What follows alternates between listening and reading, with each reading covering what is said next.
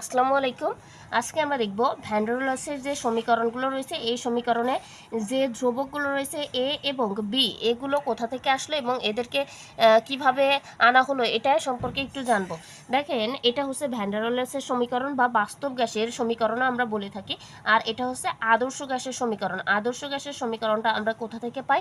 যে গ্যাসের গতিতত্ত্বের যে স্বীকার্যগুলো রয়েছে ওখান থেকে আমরা পেয়ে থাকি যে পিভি ইকুয়াল টু এন আর টি।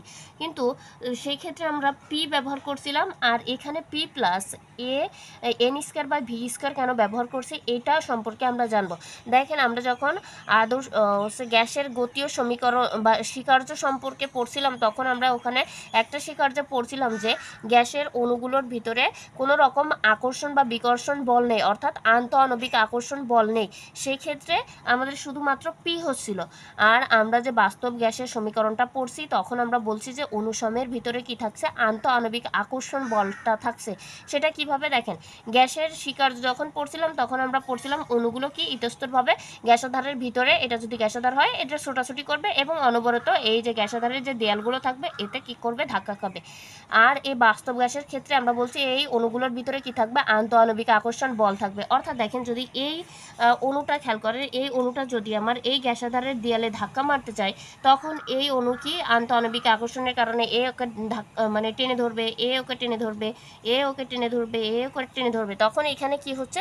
একটা আন্তঃআণবিক আকর্ষণ বলের সৃষ্টি হচ্ছে, যে বলে বাস্তব গ্যাসের মানে আদর্শ গ্যাসের ক্ষেত্রে যে জোরে ধাক্কাটা এই দেয়ালে মারার কথা ছিল, বাস্তব গ্যাসের ক্ষেত্রে এই আন্তঃআণবিক আকর্ষণের ফলে সেই ধাক্কাটা আর মারতে পারছে না। সেক্ষেত্রে এখানে এক ধরনের কি কাজ করছে? আন্তঃআণবিক আকর্ষণ বল কাজ করছে। সেই ক্ষেত্রে আমরা বলতে পারি যে এখানে যে পিটা ইউজ করা হয়েছে এই পিটার এই জায়গাটায় আমরা বলতে পারি এটা যদি সেই আকর্ষণ বলটা এটা যদি আপনার পি হয় তাহলে আমাদের যে আকর্ষণ বলটা কাজ করছে সেই আকর্ষণ বলটা হচ্ছে পি এ।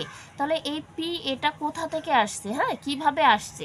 এই পি এটা হচ্ছে আপনার দেখেন এই গ্যাসের কতটুকু ঘনত্ব আছে, অর্থাৎ ঘনত্বটা কেমন তার উপর নির্ভর করে থাকে। তাহলে দেখেন, আমি এখানে পি এ লিখলাম। পি এটা কিসের উপর নির্ভর করবে? এই হচ্ছে যে গ্যাস রয়েছে গ্যাসের ঘনত্বের উপর নির্ভর করবে বা ঘনমাত্রার উপর নির্ভর করবে। অর্থাৎ গ্যাসের ঘনত্ব যত বেশি হবে এই গ্যাসের ভিতরে আন্তঃআণবিক আকর্ষণ বলও তত বেশি হবে, অর্থাৎ অণুগুলো তখন আরও বেশি কাছাকাছি থাকবে। তাহলে আমরা লিখতে পারি যে পি এ ধ্রুবক কি আমরা রোও লিখতে পারি বা এইভাবেও লিখতে পারি যে এন বাই ভি লিখতে পারি।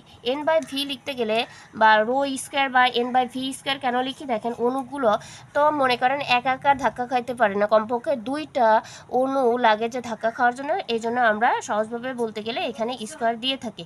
সেই ক্ষেত্রে বলতে গেলে দেখেন পি এ, হ্যাঁ, পি এ ধ্রুবক কী হয়? N square by V square হয়ে থাকে। এখন এই ধ্রুবকটা অর্থাৎ এই সমানুপাতিক চিহ্নটা যদি আমি উঠাইতে চাই, হ্যাঁ, সমানুপাতিক চিহ্নটা উঠাইতে গেলে আমাদের কি আনতে হবে? এখানে একটা আণবিক ধ্রুবক আনতে হবে, হ্যাঁ, আনুপাতিক ধ্রুবক আনতে হবে। সেটা কি? সেটা হচ্ছে আমরা নিয়ে আসলাম এ।